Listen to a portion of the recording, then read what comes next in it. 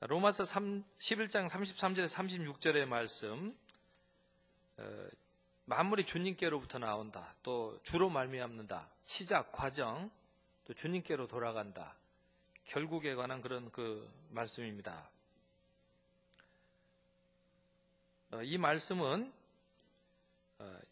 9장에서부터 11장에 나오는 말씀에 그런 그 섭리를 보면서 찬송으로 영광 돌리는 그런 말씀입니다. 유대인들을 택정하셨는데 순종하다가 또 순종을 잘 안 하니까 이방인에게 구원받을 기회를 주시고, 또 이방인들도 순종하다가 또 좀 잘 되는 성 싶으면 또 자고하게 될 것이기에 다시 하나님께서는 이것을 유대인을 위한 선교의 기회로 삼으셔서 온 이스라엘이 구원받게 하시고, 또 하나님께서는 사람들이 그렇게 자유를 주면은 늘 이 순종 안 할 것도 예견하시면서, 그런데 끝까지 예수님의 사랑으로서 구원하실 것을 예정하심으로써 32절 말씀대로 모두가 다 이 구원받도록 긍휼을 베풀어 주시려고 하신다는 것을 깨닫게 되었을 때 사도 바울은 하나님께 찬송할 수밖에 없었고, 또 사도 바울은 하나님의 그 귀하신 선교의 사역에 참여할 수밖에 없었다는 그런 말씀입니다. 이 말씀을 행여나 하나님께서 혼자 북치고 장구치고 다 하시니까 우리는 할 일이 없다라고 생각하면서 우리가 뒷짐을 지고 손을 놓아서는 안 되는 것인데, 그렇게 그 오해 되기도 하는 그런 그 말씀이었습니다. 그런데 이 말씀은 하나님의 구원의 계획이 예정된 계획으로 확실하게 잘 진행되고 있으니 우리가 하나님의 은혜를 찬송할 일이고, 또 우리가 능동적으로 하나님의 선교에 참여해야 한다는 그런 그 말씀입니다. 유명한 부흥사가 기도를 했는데 그만 깜빡해서 예수님의 이름으로 기도합니다. 이걸 빼먹었어요. 그러니까 예배 끝나고 나서 설교학 교수님이 그걸 듣고 있다가 예배 끝나고 나서 목사님, 오늘 그 기도는 무효였습니다. 그렇게 따지셨다고 합니다. 길이요 진리요 생명이 되시고, 또 지금도 천상에서 하나님 우편에서 중보하고 계시고, 또 지금도 천국을 증의하고 계시며 장차 천국을 상속해 주시는 예수님을 빼놓고 나면은 확실한 것이 그 무엇이 있겠습니까? 오늘 본문 말씀, 예정하신 그 은혜는 오히려 우리가 은혜에 보답하도록 하나님을 찬송하며 이 선교를 활성화시키는 그런 예정의 교리가 담겨 있는 그런 그 말씀입니다. 우리 인생은 예수님께로 돌아가도록 그렇게 구원의 은총을 받은 것이고, 그렇게 새 창조가 되고 있는 것입니다. 하나님께서는 이 구원의 예정된 계획을 이루시기 위해서 열심히 행동하셨습니다. 얼마나 그렇게 성실하게 그 일을 이루시기 위해서 애쓰셨는지 모르겠습니다. 요한복음 2장 17절의 말씀 보면 예수님께서는 여호와의 전을 사모하는 열심이 나를 삼키리라, 이렇게 말씀하셨는데, 예수님께서는 그 구원의 예정된 계획을 따라서 교회를 세우시고 또 세상을 구원하시기 위해서 열심을 내셨습니다. 예수님께서 이렇게 열심을 내시는 모습을 볼 때에 오늘 우리는 어디에 열정을 쏟아붓고 있는지를 살필 수밖에 없습니다. 하나님께서도 우리를 구원하시기 위해서 그렇게 열심히 예정하시고 작정하시고, 불순종하는 사람들 보면 어떻습니까? 포기하고 싶지 않습니까? 고집불통의 그런 인간들을 보면은 어떻습니까? 말도 건네기 싫습니다. 우리 흔히 하는 표현처럼 지긋지긋할 수도 있습니다.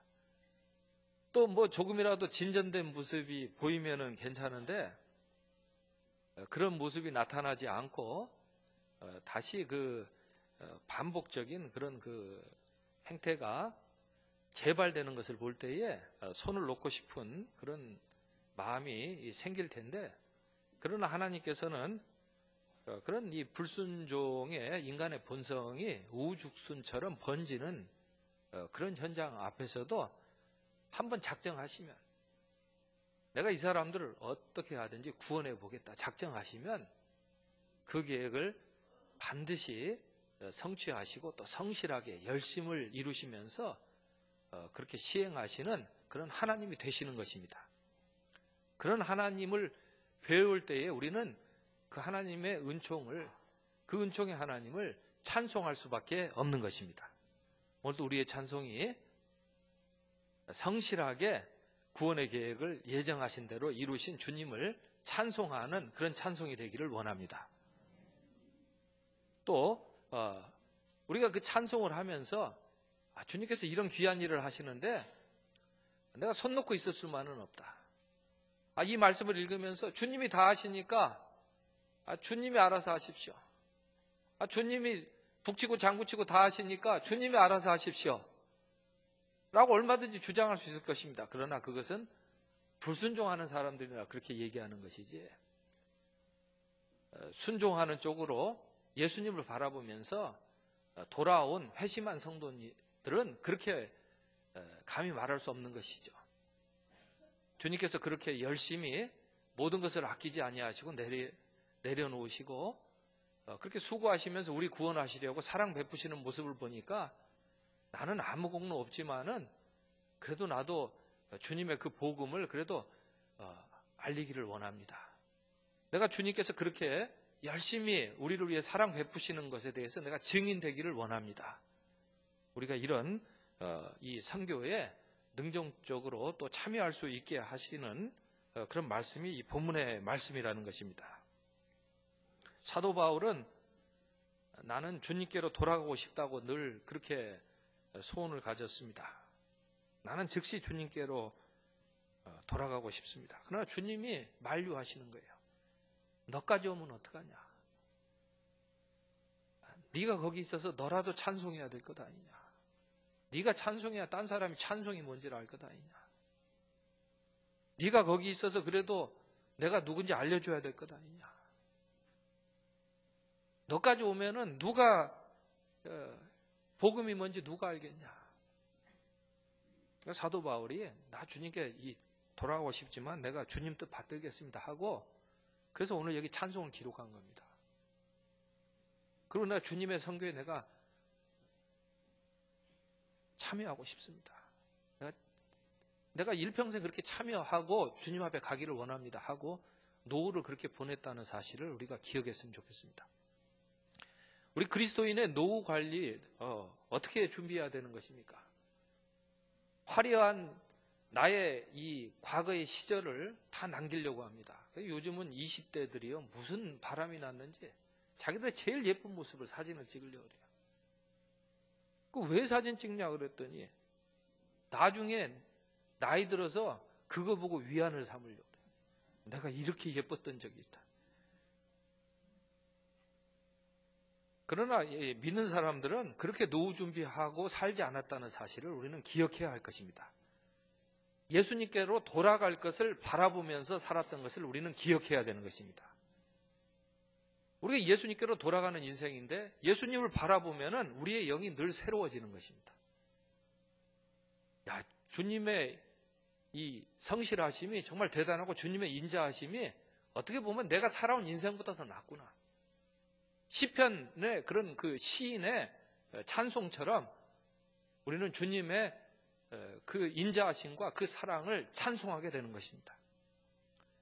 내가 이런 존귀하신 주님을, 내가 주님께로 돌아왔는데 내가 이 주님을 모르는 사람들에게 내가 주님이 어떤 분인지를 내가 반드시 알려주어야 되겠다라고 이렇게 주님의 선교에 참여하게 되는 것입니다. 이것은 우리가 손을 놓고 말이에요. 주님 주님 알아서 하십시오. 언제 제 뜻대로 된 게 있습니까? 요나가 그랬잖아요. 그리고 뒷짐지고 손 놓고 이렇게 살아가는 삶에서부터 이제는 바뀌어서 정말 주님의 계획이 내 생각보다 뛰어나고 위대하신 계획이니까 오늘 본문 말씀처럼 정말 교묘하게 발끝에도 미치지 못합니다.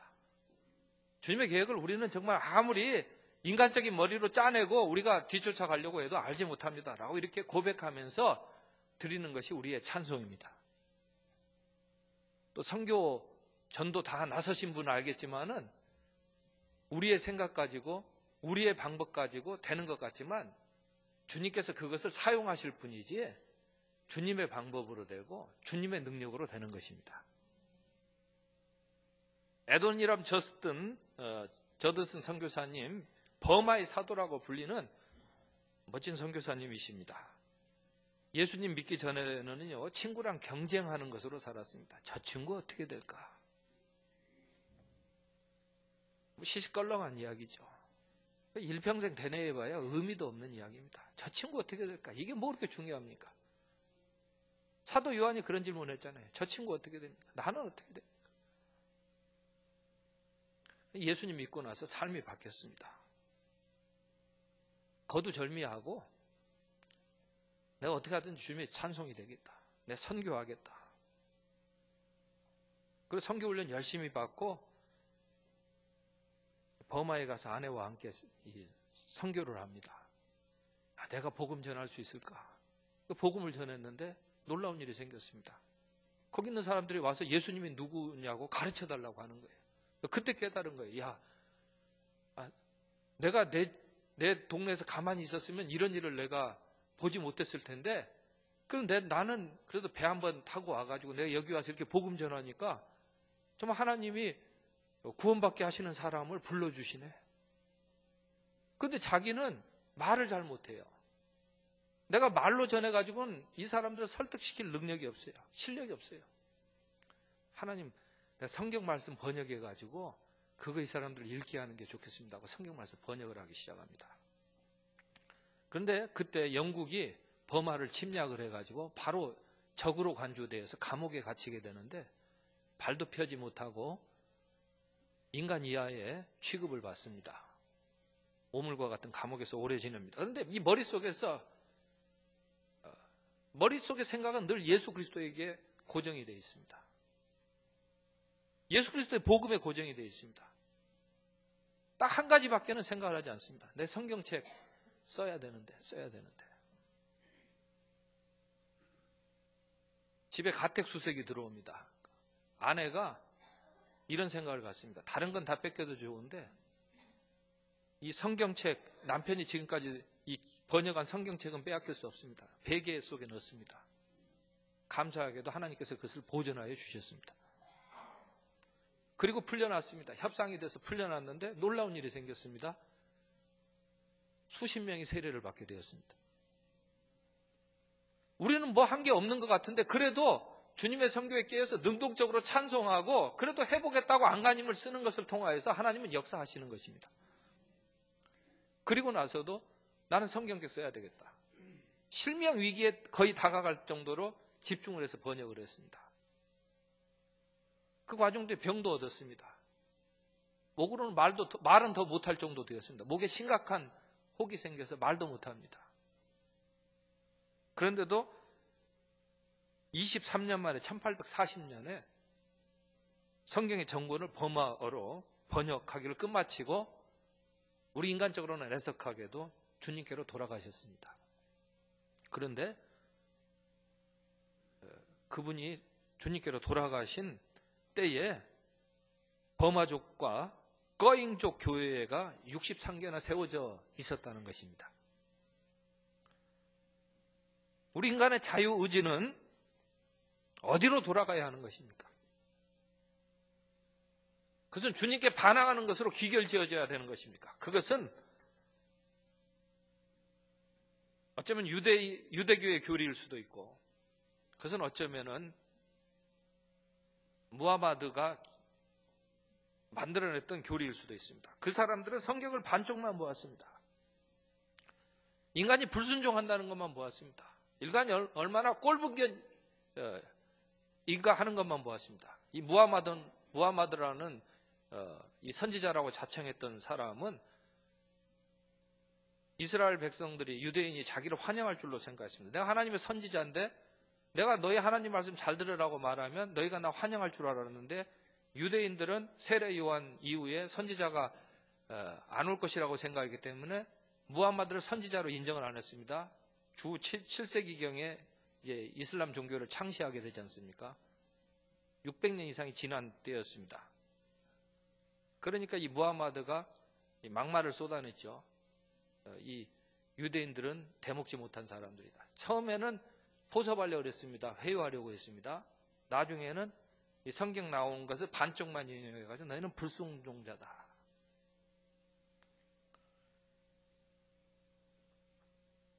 그래서 지금도 이런 이 종교성은 사람을 수동적이 되게 만드는 그런 경향이 있습니다.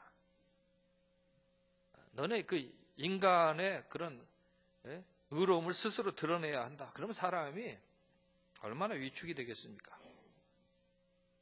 꿀 안에서조차도 예수님에 대해서는 죄가 있다라고 명시하지 못할 정도로 예수님은 탁월한 그런 인격성을 나타내시고 구원자로서의 면모를 갖춰 주시고 보여주셨습니다. 다만 사람의 그런 자녀로 왔다라는 것을, 이 성육신을 그들은 부정하고 있는 것입니다. 그러면서 다만 한 가지 아쉬운 것은 기독교 공동체가 예수 그리스도의 복음을 잘 알고 있었는데 왜 이렇게 능동적으로 대처하지 못했는지, 왜 찬송이 되지 못했는지, 왜 영광이 되지 못했는지, 왜 그 선교에 뒷짐지고 있었는지, 그 초대 공동체의 아름다운 그 모습을 왜 견인해 나가지 못했는지, 왜 지속하지 못했는지. 아니 설령 퇴보했다고 할지라도, 다시 뒷걸음쳤다 할지라도 왜 다시 예수님께로 나아가지 못했는지, 왜 그 발걸음을 힘차게 예수님을 향해 내딛지 못했는지, 왜 예수님께로 되돌아가지 못했는지, 이것을 문제 제기가 아니라 과제로서, 갱신의 과제로서 그 받아들여야 한다는 것을 말씀드리고 싶은 것입니다. 우리가 예수님께로 오늘 돌아가는 발걸음이 있다라면 아마 이슬람교와 같은 그런 종교는 생기지 않았을 것이라고 그 이슬람교의 정통한 선교사님이 주장을 할 때 저는 공감할 수 있었습니다. 오늘 우리 하나님은 어떤 하나님이십니까? 우리 하나님은 우리를 창조하신 절대 주권을 가진 하나님이십니다. 또 뿐만 아니라 불순종자라도 그 십자가의 사랑으로서 우리를 다시 새롭게 창조하시기를 원하시는 능력을 가지신 하나님이신 것을 우리는 찬송해야 할 것입니다. 그리고 하나님께서는 우리 믿는 사람들을 향해서 너희들이 이 세대를 본받고 살지 말고, 그저 옆에 들리는 이런저런 소리에 휩쓸려서 살지 말고 오직 주님께로 돌아와서 주님의 말씀을 듣고 살고 사람들에게 주님의 말씀을 알려주고 살라라고 그렇게 말씀하신 뜻을 우리는 기억해야 할 것입니다. 우리가 이 보답하고 이 선교하는 일에 보다도 열심을 내고 능동적인 마음을 가지고 살아야 되는 것입니다. 존 스튜어트 밀이라는 사람이 자유론이라는 책을 썼는데 기독교에 관해서 일침을 놓았습니다. 기독교야말로 자유의 종교인데 왜 기독교가 자유의 소중함을 그 수동의 감옥 속에 감추어 놓고 사용하지 못하느냐라고 일침을 놓는 글입니다. 이 글은 어떻게 읽으면은 우리 기독교를 비판하는 것 같지만 그렇지 않습니다. 우리 기독교 내에 엄청난 그 보화가 있고 사랑으로 그 자유를 얼마든지 그 표출할 수 있는 기독교만한 그런 능력 있는 종교가 없다라는 것을 일깨워준 그런 그 글이었습니다.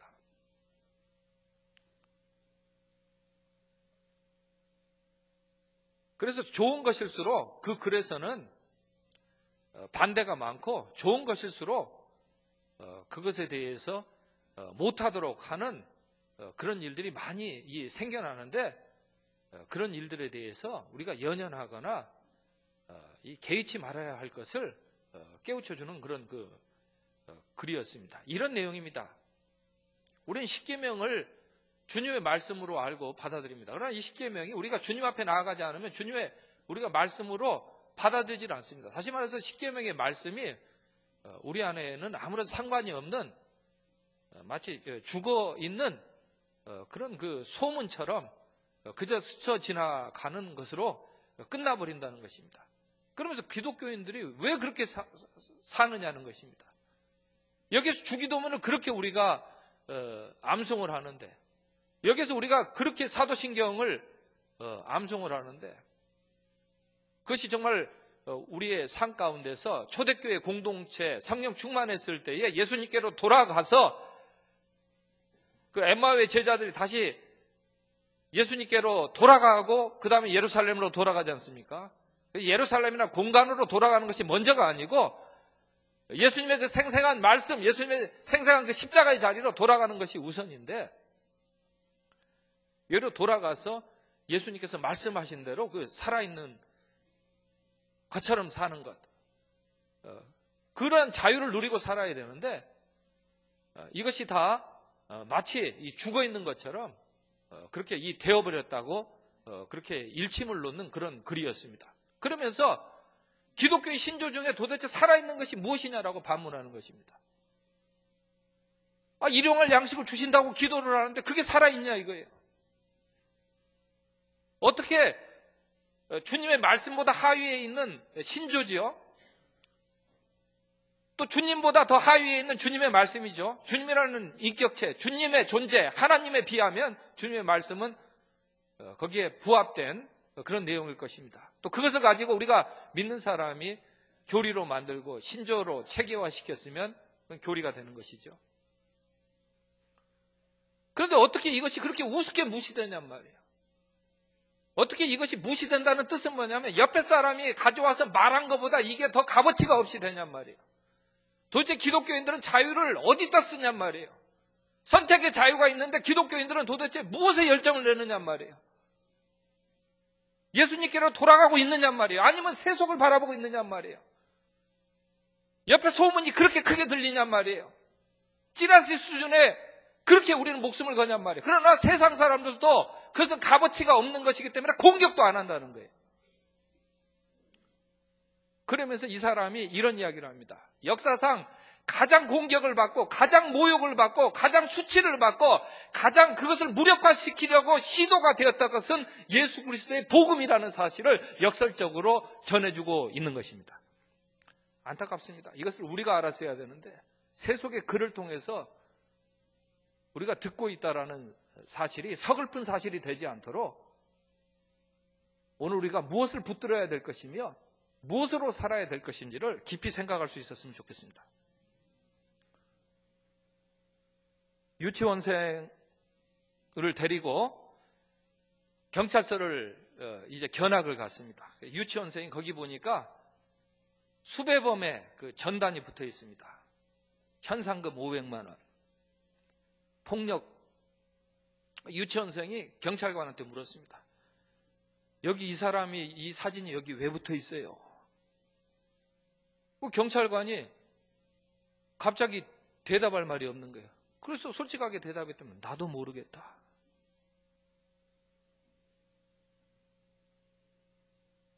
그런데 설령 거기에 수배범처럼 전단이 붙었다고 할지라도 우리는 그 인생이 어디로 돌아가야 할지를 알아야 합니다. 다 예수 그리스도께로 돌아가게 하도록 주님께서는 은혜를 베풀어 주시는 줄로 그렇게 믿습니다. 윌리엄 캐리가 이 본문 말씀에 의거해가지고 주님이 다 아시니까 선교하지 말라 그랬습니다. 그러니까 아니다, 이건 오히려 우리가 더 열심히 선교하라고 하는 말씀이다. 이 본문 말씀은 주님이 그렇게 열심히 하시니까 우리가 찬송하라는 말씀이다. 그러고 나 인도에 선교사 간다고 했습니다. 그래서 배에 올라탔습니다. 반대하는 사람들이 얼마나 지독하냐면 편지까지 써가지고 선장한테 그 사람 위험한 사람이니까 배 타지 말라고. 선장이 그래서 윌리엄 캐리를 배에서 내리라고 그랬습니다. 윌리엄 캐리가 배에서 내린 뒤에 하나님, 나 주님 좋은 일 하려고 배 탔는데 왜 나 배에서 내리겠습니까? 라고 따지지 않았습니다. 그 자리에서 윌리엄 캐리는 나는 다 알지 못하지만 나는 하나님을 찬양합니다. 오늘 본문의 고백의 말씀을 찬송으로 올려드렸습니다. 그리고 아시지 않습니까? 그렇다고 윌리엄 캐리가 선교의 그 귀한 뜻을 내려놓았습니까? 기도하겠습니다. 사랑의 아버지 하나님, 주신 말씀처럼 우리도 능동적으로 신앙생활 하게 하옵소서. 예수님의 이름으로 기도합니다. 아멘.